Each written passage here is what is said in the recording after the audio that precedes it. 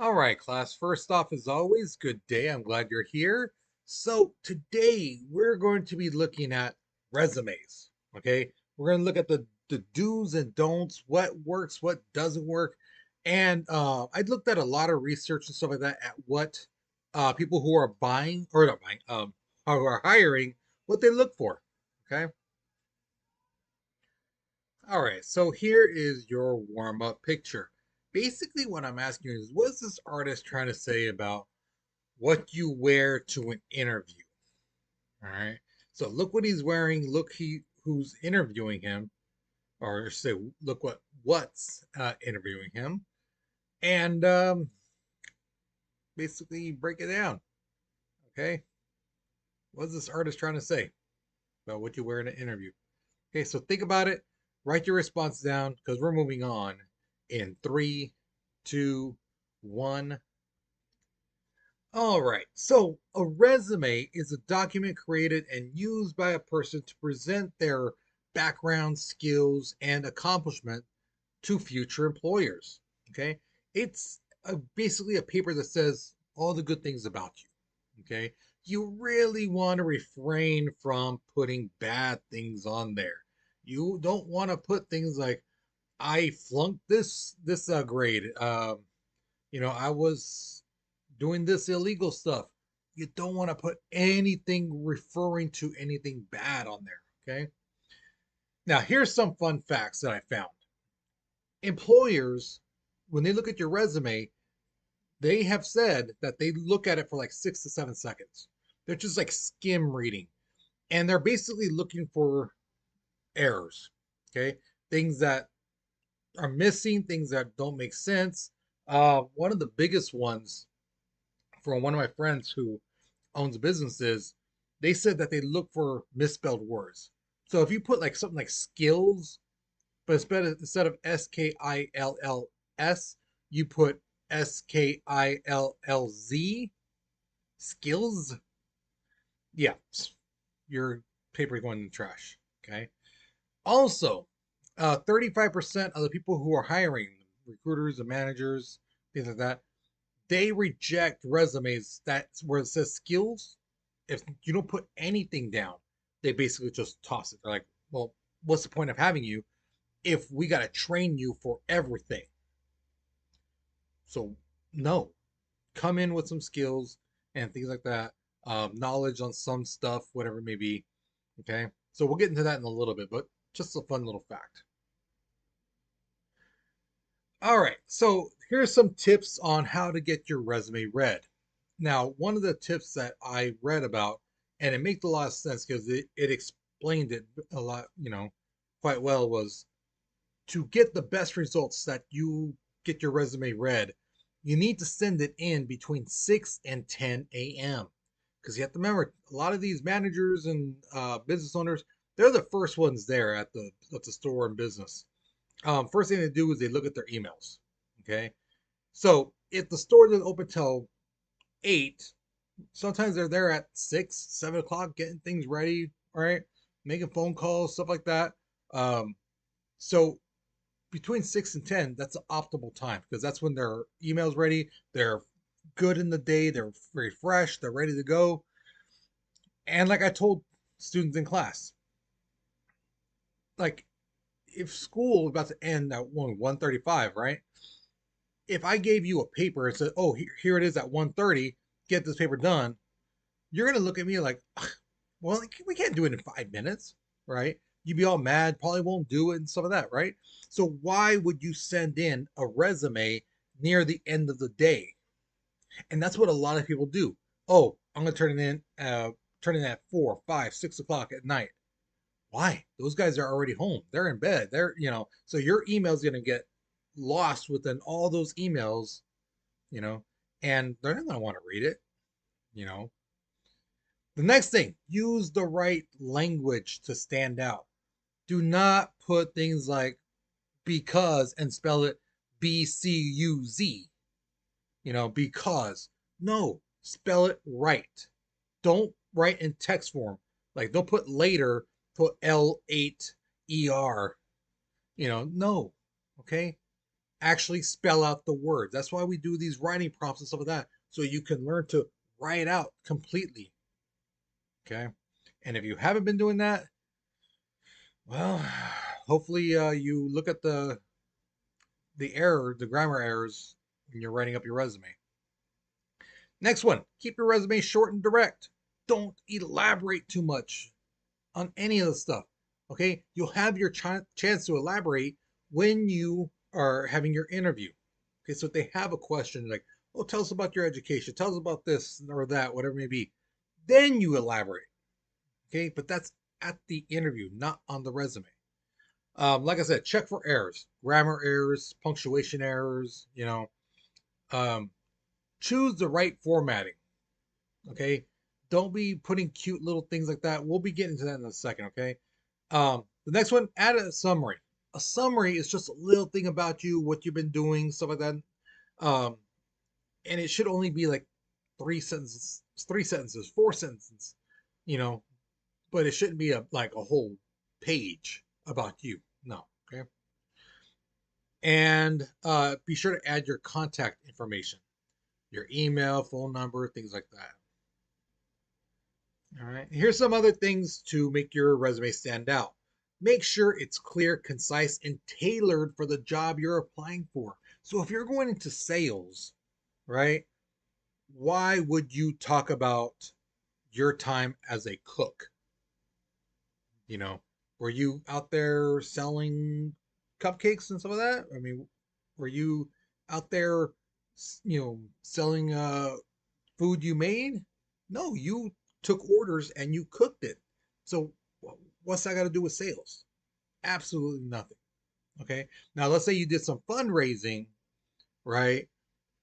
Maybe you can use that saying, I did this, as a cook to raise money. So that kind of looks good. Charity work and stuff like that. But if it doesn't apply, you shouldn't put it. Same thing with the skills and experiences. Um, Things that connect to the job you're going for, okay? That the new job really wants. Next one, demonstrate results with numbers and metrics. Use statistics as much as possible if that's what the job is asking for. So let's say you're going for a job to be a secretary, okay?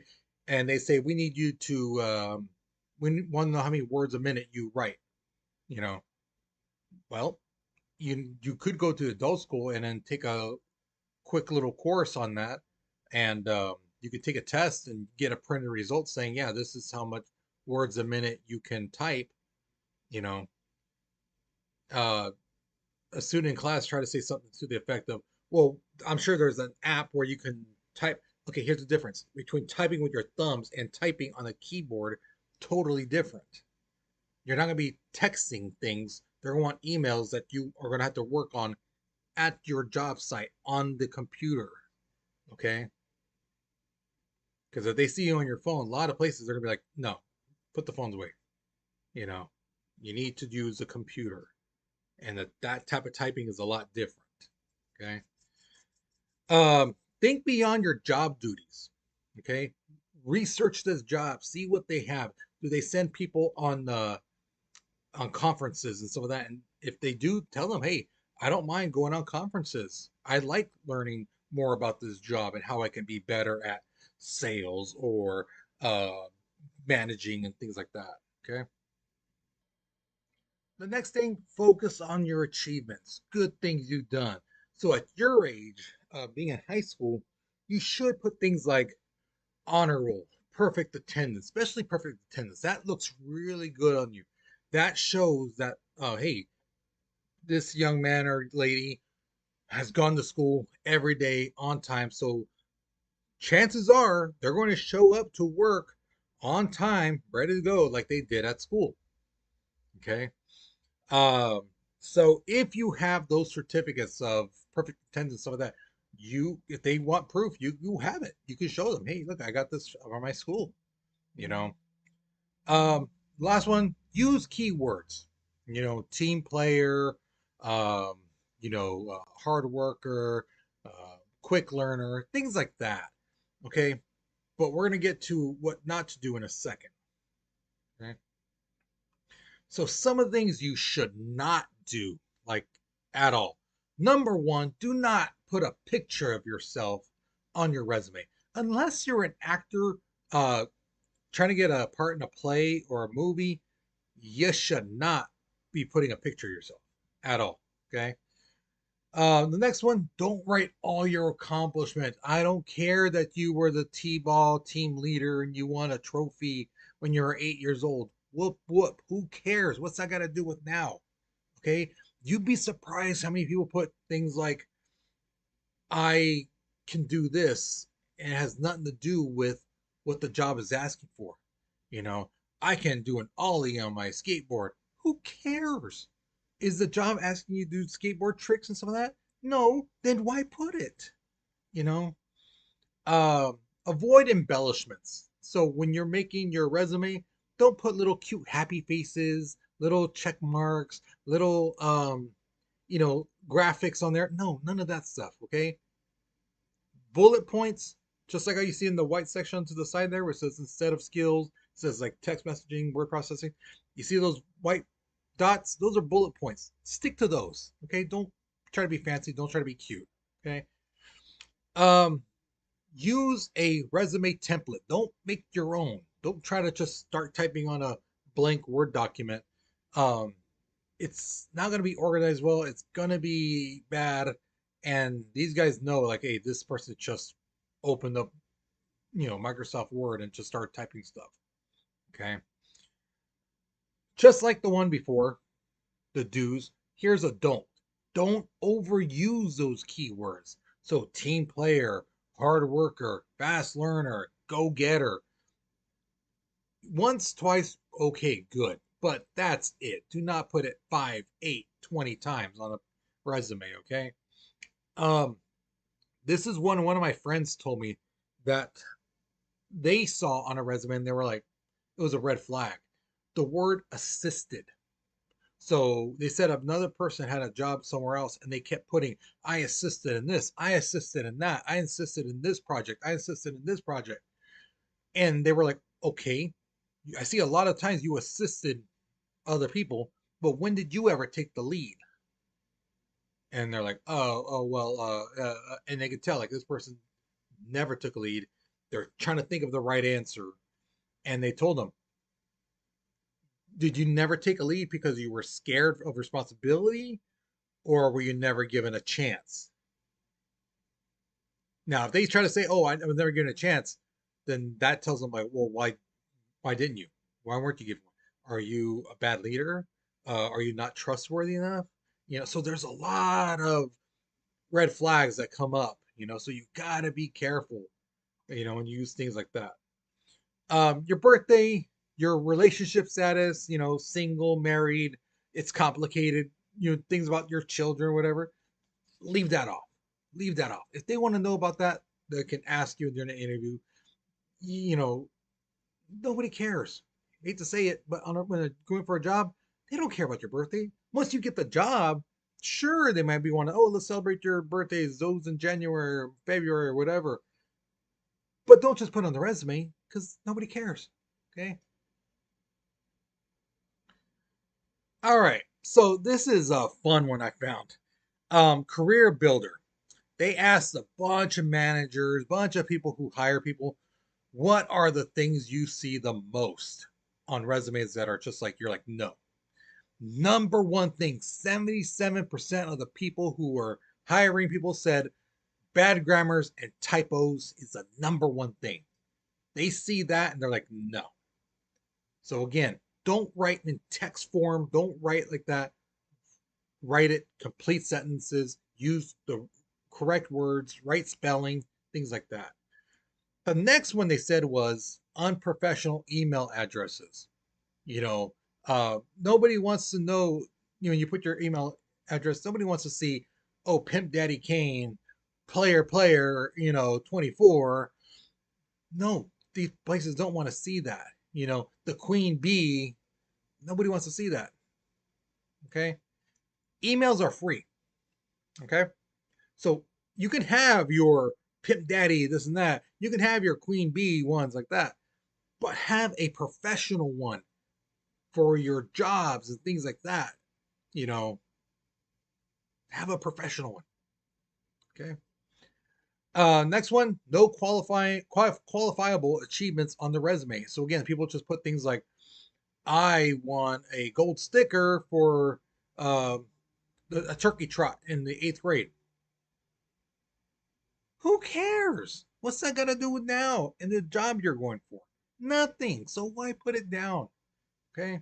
Next one, long paragraphs of text instead of bullet points. Again, people want to elaborate on so many things. No, just if they want to hear it, they'll ask you during the interview.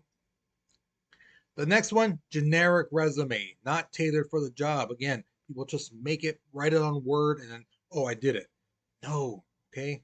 You need to do a good job on it. Next one, resume longer than 2 pages. Guys, it should not be that big, okay? 1 page, cool.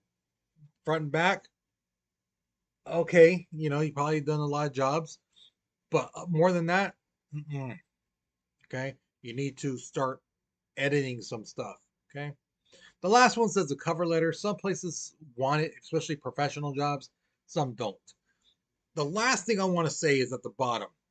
Guys, remember, these people are going to be looking you up on social media. Okay? So make sure there's no inappropriate pictures of you, especially your profile picture, some of that. And some students try to tell me, like, oh, well, I'm private, so they can't see it. Yeah, but they can still see your cover picture. And if it's you doing some stupid thing like that, that's just going to look horrible for you. And yeah, that's just gives them like an idea like, okay, well, this person's probably like this. Chances are they're not going to be responsible and, be the accountable person to work for us. All right, so here are some examples of good resumes. Okay, so if you look at that person, Desiree Garrison, if you see like computer that she put the right below her name, um, her little biography thing, little paragraph about her. As you can see, it's not that long, just a couple sentences to the point. She has her information to the side there, right? Appropriate email, all the other information, LinkedIn and stuff like that. Perfect. Nothing inappropriate there. The work experience, bam, bam, all dealing with technology, stuff like that. Her education on the bottom, where she went to school. Her skills, you know, when it comes to computers, it's right there. You see it. Tools, natural language, data processing, languages dealing with computers, research planning, cloud-based technologies, all dealing with computer stuff. Soft skills, communication, teamwork, flexibility, problem solving, self-management, good stuff, right? Talks about their volunteer work at a technical camp, for kids, still within the realm of computers and technology. Same thing with the interests, artificial intelligence, video games, robotics. All of it deals with computers and technology and stuff like that. So perfect, tailored, and everything perfect. Okay. The next person, okay, not as elaborate as the other one, but still a good one. Person's name, their address, all that stuff. Summary, quick thing about them, what they can do. Highlights. Boom, boom. This is what I do. Bam, bam, bam. I have knowledge in this and that. Right? Experiences. 2 places they worked at, what they did at that job. Their education, where they went to school. Their affiliations, what organizations they're, part of. Dealing with welding and repairs and stuff like that. And the last one, their certificates. you know. So again, not as elaborate as the other one, but still it's good. It deals all with welding and stuff like that. Perfect. Okay. Now these are the horrible ones. Okay. Now, look at that guy, Ham Dugo. Look at on top of his name. Customer, Dugo, sales. What are you talking about? What do you mean? You know? And if you look in there, like he has his picture. Oh my God, what's wrong with you? Trying to look cool? What's wrong? You know? Look at his email, the Ham Man. Okay, hobbies, jujitsu, philosophy. What's that got to do with sales? That's what you're going for. You're saying all this stuff about sales. Um, Puts a little graphic with little coins and some of that. What, do you own a business? I mean, what's going on here? And if you look, it says right there, Walmart sales associate, help like help like 50 customers per day. Instead of helping customers, no, help like 50. Does he count them? Does he go one, two, three, four? I'm done. I count. I helped 5 people in the past hour. I'm done. You know, I help them by answering questions and helping them find products. It's Walmart. People know where stuff is. You know, maybe an old person, but that's it. They came for a product. He didn't sell it to them. You know, they wanted it. They came to the store to get it. They just didn't know where it was. Okay, so he's taking credit for something that he didn't really do. Roughly $500 in sales every week. $500 at Walmart. You say you're helping 50 people a day. So 5 days, that's 250 people. So basically, on average, one person spending $2. You know, um, if you look at the bottom, Microsoft Word, Microsoft Office, he's 35% proficient in it. That's bad. You know, keeping it cool, 100%. Sales, 100%. Customer service, 90%. Wait, what? And then look at the Italian language, 15%. Who cares? What's that got to do with you sales? You saying you barely know part of the Italian language. So either you can't speak it, can't write it, you know, can't understand it. I mean, so just a horrible one. And then look at this other one. If you look, not at the paragraph about them, but look at the one below it. It says, "I'm the best in the world at." Are you really? Probably not. You know, graphics design, video editing, blogging skills with a Z. Look what I mean. All right. Social media. What social media? What are you talking about? Facebook, Snapchat, Instagram, TikTok. What are we talking about? Not specific, just, you know. Um, Look at this one. 2008. Graduated cum laude in 3 years with a 3.8. Guys, to get cum laude, that means you have to have above a 4.0. Here he is. Oh, I had a 3.8. No. Okay. If you keep going down, you'll see the thing that says rejected Buddhist teaching in favor of my own. So yeah, no. Besides, who cares? See, this is what I mean, guys. You got to look at your resume and be like, is this really relevant information that my employer needs to know about me for this job? Or are you just trying to make your stuff sound good? Again, look at the bottom part. 2012, 1 million hits per month in less than 6 months. Really? You're a YouTuber and now you're looking for a job? You get like a million people watching your videos in less than 6 months and you're looking for a job? Doesn't really make sense, you know? So, all right. So those are some bad examples. So I would really, if you guys were really going to start a resume, you should really go back to that part of the video and look at the good ones. And again, if you have any questions on your resume, how it looks, stuff like that, you can always see me, Mr. Brazine, Mr. Feist. We will gladly help you. Your counselors, you know, Miss Castro, we want you to succeed and we will not lead you astray. Okay. But you got to do the work and put in that resume and try to make it good. That way we can really look at it and go, okay, I see what you're doing here. Instead of going like, oh, dear Lord, what are you doing? Okay. So, with that being said, guys, hopefully you learned something new. Hopefully you take this knowledge and keep it in the back of your head and it stays there when you need it.